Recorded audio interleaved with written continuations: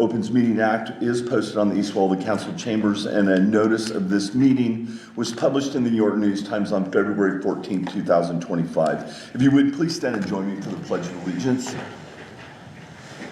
I pledge allegiance to the flag of the United States of America and to the republic for which it stands, one nation, under God, indivisible, with liberty and justice for all.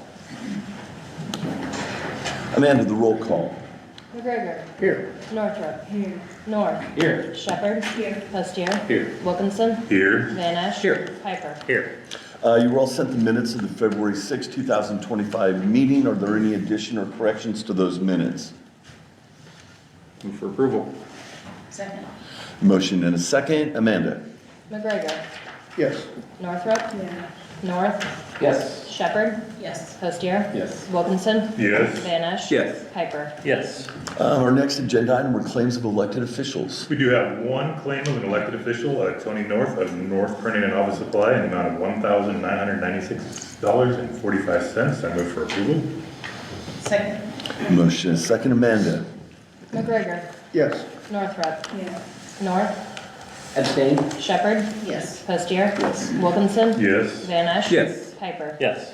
And the claims for the period of February 7th through February 20th, 2025. Finance Committee did meet yesterday to review those claims, and I would move for approval for the claims of the period from February 7th through February 20th, 2025. Second. Motion and a second. Any further questions of the Finance Committee? Hearing none. Amanda? McGregor. Yes. Northrup. Yeah. North. Yes. Shepherd. Yes. Postier. Yes. Wilkinson. Yes. Van Esch. Yes. Piper. Yes. Next, the department activity reports for the month of January 2025. I had one comment I'd like to make, and I was reading with the, more of, I guess, a thanks to the Visitors Bureau. I saw that they had approved a grant for $30,000 towards the new television out at the Convention Center, so it was exciting to hear that they added that to us. So just thanks to the Visitors Bureau for that. Yeah, we were pleased that they participated in that with us. That was great. I move for approval. Second. Motion and a second. Amanda? McGregor. Yes. Northrup. Yeah.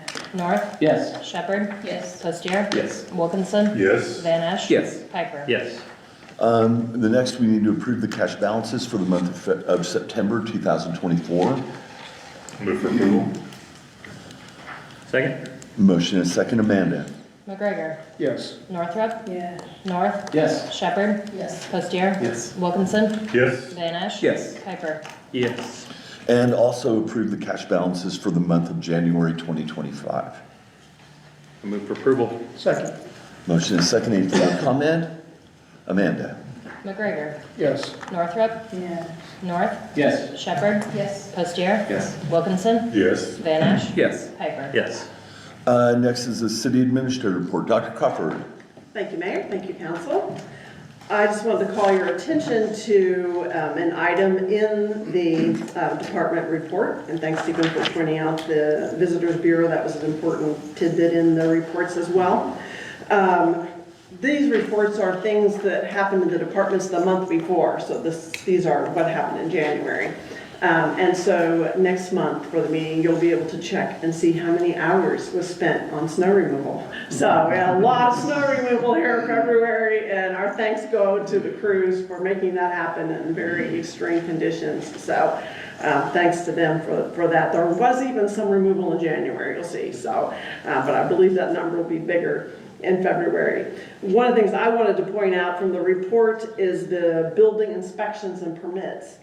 So that's a good place to see a bit of like what's happening with development, and also you can see pretty heavy load that Dan and Greg are carrying in terms of permits and inspections in the city. So from 24 to 25, we went from 62 inspections in the month to 106. So pretty big jump there. And permits from 16 to 26. So, you know, a lot more people are coming for inspections and permits, which is great for development, and it's a good sign. Also, That's a place where you can see in the report some of the big projects that are happening. You'll see this month, for this report, we had some big doozies. So we have a carbon capture facility and the permit for that, you know, over $1 million. And High Plains Brew coffee shop, you know, almost $1 million. So we've got some big projects coming. So it's a nice place in the report to see big projects and then also just see what's happening with housing and other things like that. So just calling your attention to that, thanking the Public Works for the snow removal and thanking Public Works Planning and Inspection for their work and handling all these exciting opportunities that are coming to the community. Very good, thank you, Dr. Crawford. Next item is a public hearing on the final plat for Countryside Estates First Edition. Dan, I'd have you come, maybe just give a summary of this and report on the Planning Commission if you would. Okay, the Planning Commission did meet on February 11th. Had a few questions, but it does meet all our ordinances or planning and zoning regulations, and they had recommended approval of the plat. On that plat, I had just a question. The size of the lots being 75 feet wide, I'm assuming people's driveways are coming in off the streets. Those houses normally sit the long way. Is there enough, what is the space in between, like each house gonna have to be from the property line? How far do they have to be apart? Because those houses, 5 foot. it's only 5 foot from the property. So that gives 10 foot between the houses. And that is the same setbacks as we have today in all of York. Okay. And I was just looking at that and knowing that they sit that long, usually it's like, I'm just trying to picture those houses in my mind being that long on that lot was my question. So that's why I asked, like, how much room? And they do that, the 5 foot and 5 foot gives that 10 foot and allows enough room for emergency personnel to be able to get through. Okay. Okay. Okay, I noticed in the contract, it talked about certain parts of like the potable water, and I think in the sanitary having are dead-ended. Is that for like the phasing aspect of it? Because then later on it talked about that they'll be part of the loop system for the water. Is that just kind of temporarily dead-ended until the finish up? That first, oh, sorry. No, That go first ahead. edition is 12 lots, did I see that correctly? 12. Yeah. Yep. So there's quite a bit of design and engineering conversations that went through this with a lot of different things on trying to figure out how to phase it and still make it kind of cost effective. And so it seemed like the best way to kind of get things going and make it affordable and then be able to go further with it from there. But I know they're looking at a lot of different designs on different things that they're, houses that they're trying to do, you know, not just that, but different, there's different things. So they're very conscious about what they're building there. And I think, for the most part, the workforce housing that qualifies because the funds for the infrastructure is coming from the workhouse that we contributed to, is based on a house needing to be $320,000 and less plus the lot. So, all of a sudden a $370,000 house qualifies for workforce housing today, but that's the world that we're in. And I know they're trying to bring houses to the market less than that. But, probably, I think, I don't want to speak for them, but I know they were hoping they could be closer to 300 or under, with some of the houses that they were doing. But it's challenging, really challenging. I think a key part was the reason you see in the agreement, if the other parts aren't developed, they have to come back and change those things that they were allowed to do in phase 1. Gotcha. Yeah, so, and that was important, and I'll give, an important part of the conversation is if you don't get past this phase, then you have to come back and do everything in a different way. Any other questions, Dan? Thank you, Dan. This is a public hearing. If anyone else would like to speak to this matter, they can do so at this time.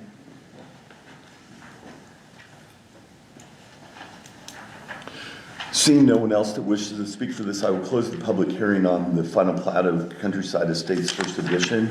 And our next agenda item would be consider approval of this final plat of Countryside Estates First Edition of the City of York, York County, Nebraska, and the infrastructure agreement.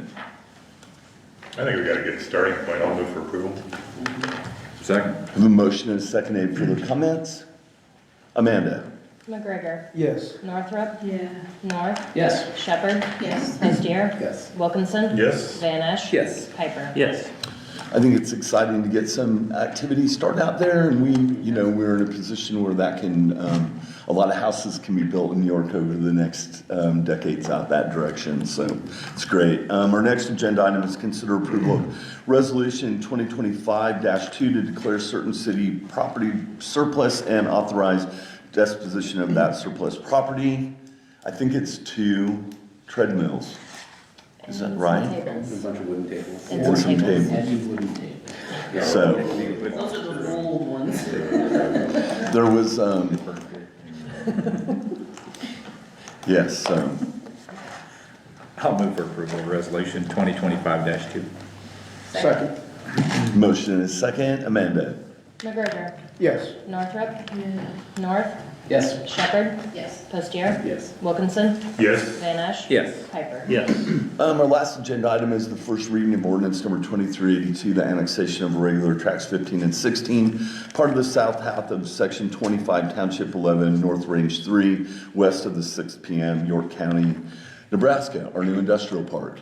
Dan, you want to make a comment on this? Since we own it, we should probably have it in the city. This was the same thing as the Planning Commission on February 11, and these are the 2 tracks that are north of 25th Street, north of NPPD. So it would be those 2, but not the one on the other side of Highway 81. And the city owns the property. The Planning Commission had recommended to approve the annexation. And if we do get a business and we're going to use TIF as a tool there, then we need it to be in the city. So this is just first reading. We need to read this 3 times in an annexation. So this will be on the next 2 council agendas. So any other questions of Dan or on this issue? Hearing none, that will count as first reading, and that brings us to the end of our agenda, and we are adjourned. Thank you all very much. Stay warm for another couple days, and then it gets better.